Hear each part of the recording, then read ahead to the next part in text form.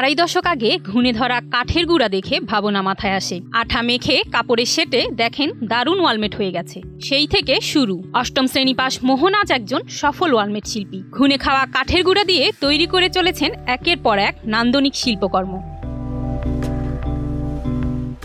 ঘুণপোকা দামি আসবাব কুড়ে কুড়ে খেয়ে মানুষের সর্বনাশ করলেও উপকার করেছে মোহনের। তবে শুরুটা হয়েছিল একদম কাকতালীয়ভাবে। ময়মনসিংহ নগরীর কাচিঝুলি এলাকার বাসিন্দা মোহন কোনো কাজে মন বসাতে না পারলেও ছবি আঁকায় নিজেকে বেশ মানিয়ে নিয়েছেন। এটা যখন আমি 12 বছর বয়সে চুমকি, জরি, কটন বাড, মেসের কাঠি, সিগারেটের রাংচা, নানান বনজ বীজ, গমের ডাটা, ডিমের খোসা, চুমকি, জরি এইগুলো যে যখন করতাম তখন সবাই যখন এই শিল্পগুলো করতাম তখন সবাই খুব পছন্দ করতো, ভালো লাগতো। যে ছবির দোকানে যখন আমি বাধাই করতাম তখন এই শিল্পকর্মগুলো বিভিন্ন মানুষ দেখতো এবং আমি অনেক জনরে উপহার দিতাম। এরপর যখন আমার বন্ধু জাহাঙ্গীর ওর বাসা পরিবর্তন করবে, ওর বাবা মারা যাওয়ার পর ওদের কোয়ার্টারটা ছেড়ে দিতে হয় সেই সড়ক ভবনের। পরবর্তীতে ও আমাকে বললো, দোস্ত আমাকে একটু হেল্প করতে হবে, আমাদের বাসায় যেতে হবে, যদি তুই একটু আমার হেল্প করতি তাহলে ভালো হতো, উপকার হতো। তো আমি বললাম যে ঠিক আছে, এটা কোনো বিষয়। তো ওর বাসায় আমার নিয়ে গেল। নিয়ে যাওয়ার পর যখন আমি ওর ঘরের আসবাবপত্র সরাইতে লাগলাম, ঠিক এই সময় দেখলাম খাটের নিচে প্রচুর পরিমাণে সাদা ঘুণের গুঁড়া। সেই ঘুণের গুঁড়াগুলো দেখে আমার দারুণ পছন্দ।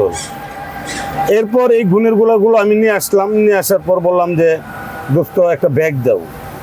নিয়ে আসার পর যখন আমি চিন্তা করলাম যে জরি চুমকি দিয়ে যেহেতু করা যায় এই ওয়ালমেটগুলো, তাহলে ঘুণ দিয়েও করা যাবে। পরবর্তীতে আমি যখন ঘুণ দিয়ে এই ছবিগুলো করলাম, করার পর দেখলাম যে অনেক সুন্দর লাগে।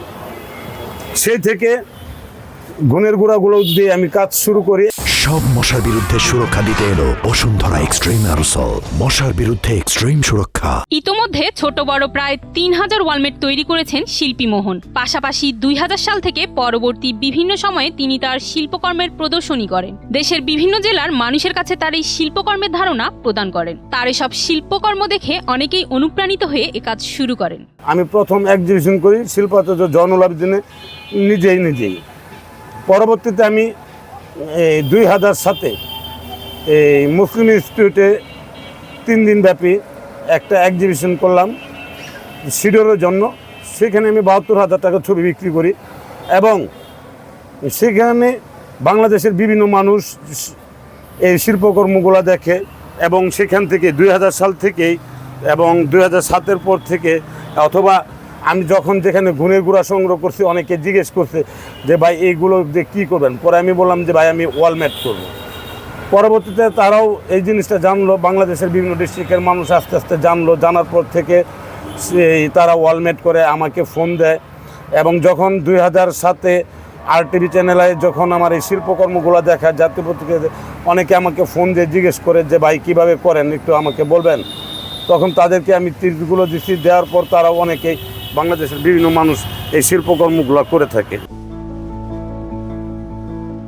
ময়মনসিংহ থেকে তাসনিমুল হাসান মুবিনের পাঠানো তথ্য ভিডিওচিত্রে ডেস্ক রিপোর্ট, কালের কণ্ঠ। দিক না হয়।